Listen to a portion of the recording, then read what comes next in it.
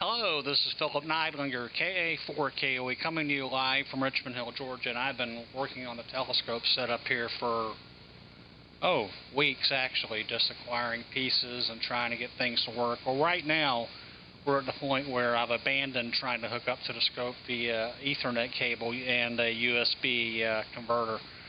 The products that are available did not work at all for the links they were advertising.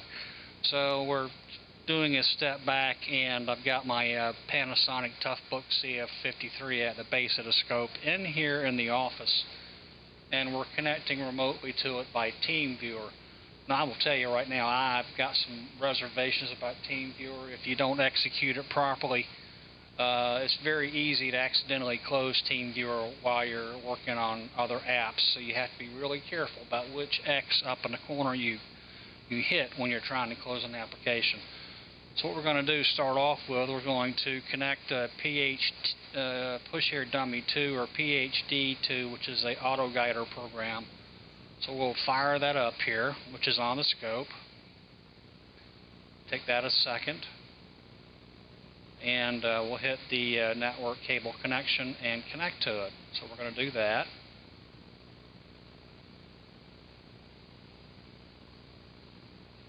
Now what this program does is it samples an image from a small finder scope and tracks on that, and if the tracking star moves away from the crosshairs, it adds corrections to the mount drive automatically. Really cool stuff. If you're doing more than about 30-second exposures, you pretty much have to do it, because no scope, gear train, and the drive is perfect. Now we're going to hook up to the generic ASCOM mount, which is a driver for the Orion, for the Vixen R200SS Skysensor 2000 PC. So we're going to connect to that. Ended up using the Me generic driver because all of the ones that we tried did not work. The Vixen driver did not work because this is a 32-bit driver and this is a 64-bit system. So we're going to close out PHD2 and start looping images just to show you how that works. Now I'm not tracking on anything. Normally there'd be stars in here, and the program would pick a star, put the crosshairs on it, and then it would nail onto that. Since the guide scope is on the main telescope, any corrections it makes here will be reflected on the main telescope. So we're going to minimize that. Now we're going to fire up Carts to Seal, which is a free program for astronomy. It also has the advantage of being able to be connected to your telescope, and it's really slick because what will happen with that is you can click on a star in the program, and this is after your scope is calibrated and aligned, and it'll slew to it. So we're going to go over here to the little observatory symbol. We've already got set up the Me generic driver. If you see the configuration, this is all set up before. You have to figure out which one it is. We're going to COM port 10, so we'll cancel that out just to show it. So it's already set up. So we'll connect to the scope right here, and you can see it's tracking with a little green symbol. And we'll close that out for now. Now let's pick a star here. Let's say Alpha Orionis, which is also known as Betelgeuse, or however you pronounce it. And we'll hit the slew command. And I don't know if you can hear it in the background, but the scope here in the office is moving. There's no physical connection between the telescope and my main computer. It's all being done via a Toughbook. And here's the cursor coming over, showing where the scope is pointed.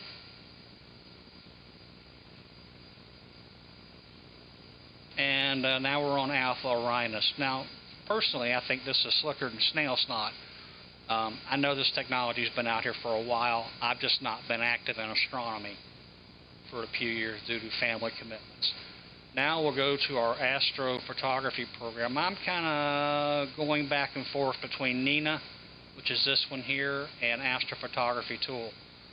right now APT seems to be a little more suited to what I'm doing because I don't have a dedicated thermoelectrically cooled Astro camera. I'm just using a 10-year-old Canon digital single lens reflex camera, a T2i. So we'll fire up Astro photography tool here.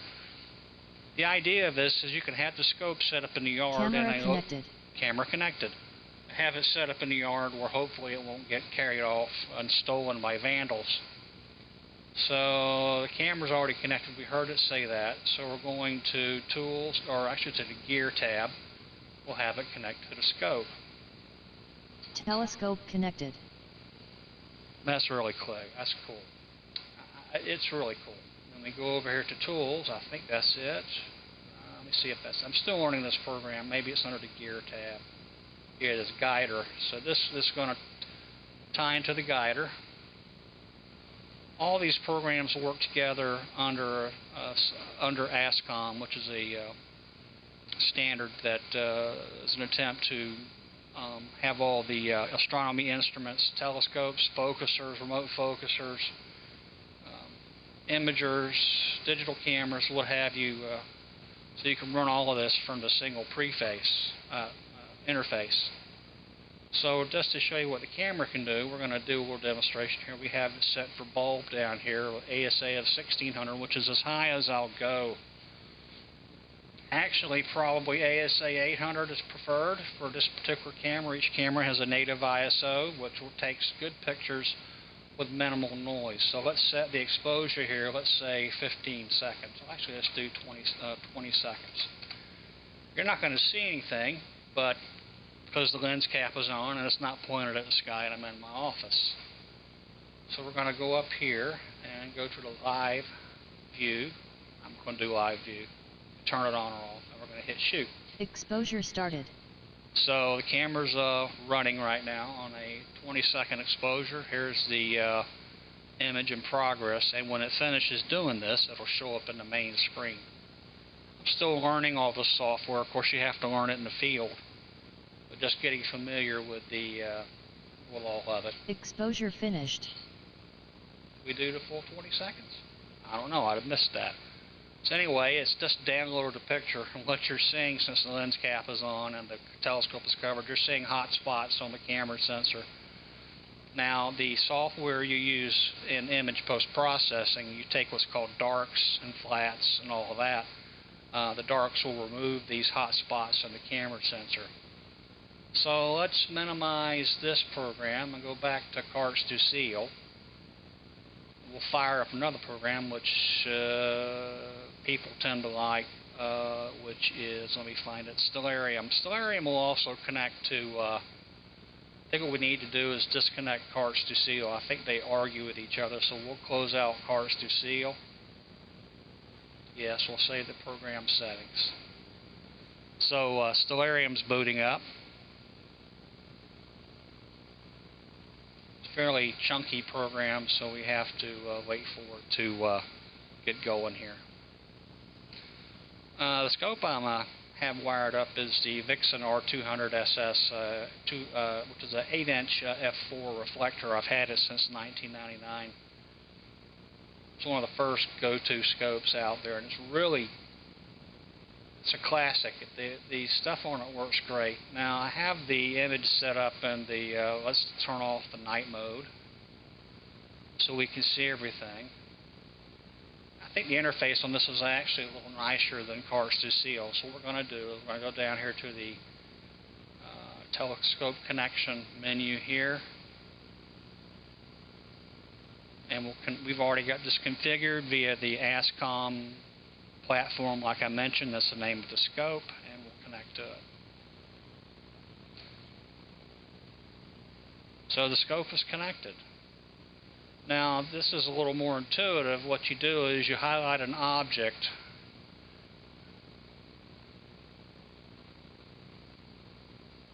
That's still a little chunky.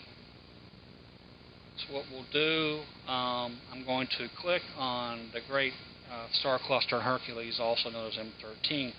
Now in this program you hit Control and the number of the, so this telescope is telescope 1 in the setup, which I designated that. So you hit Control 1 Ooh, something happened here. Doesn't want to work. Well, what's up with that? Let's see.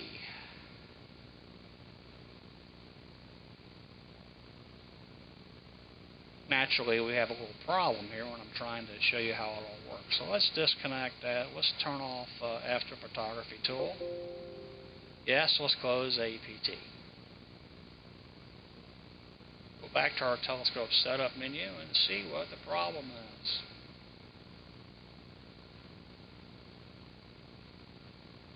Okay, let's disconnect it and connect.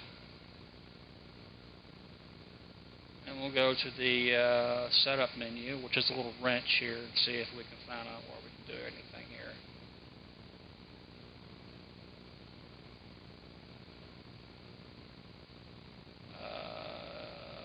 What ASCOM was that? Ooh. Not finding anything. Let's close this out. Close out this window as well.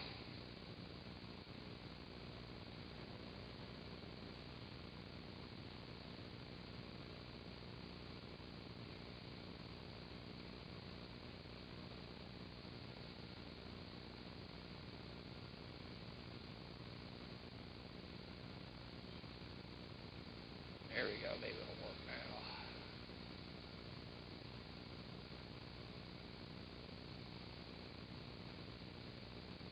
Alright, we'll try this one more time, and then I'll just have to start from square one, and I'm sure you folks want to see that it'll hit Control 1. Huh. Let's roll over here. Stand by.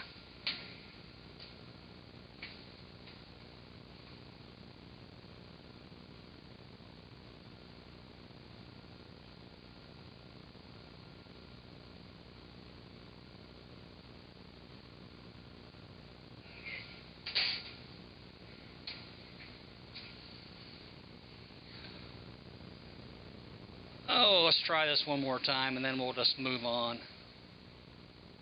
Figure scope. Disconnect.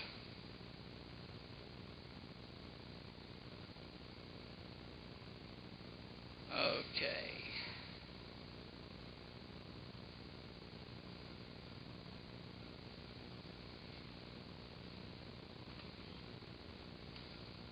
Well, something's amiss here. Well, we'll worry about it later. Anyway, we got it working with cards to seal.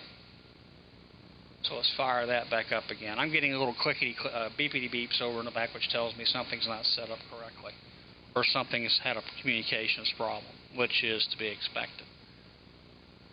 So we'll connect again in cards to seal.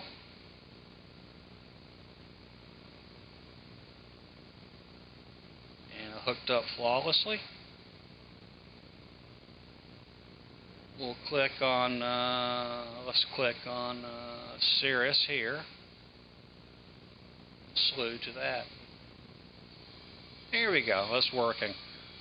I got something in my setup here didn't want to work properly.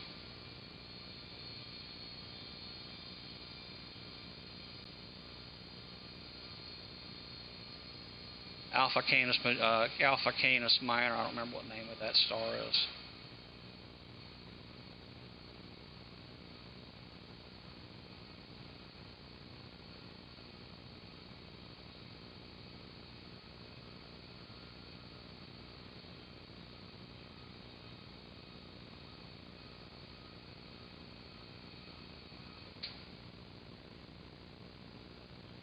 And there we go.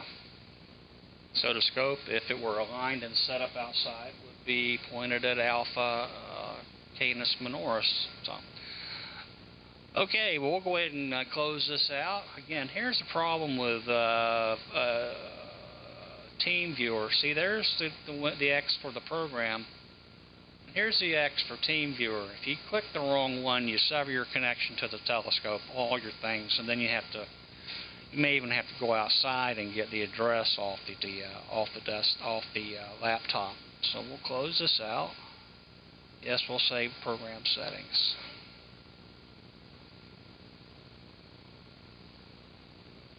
We can see that pH2 guiding is still looping exposures.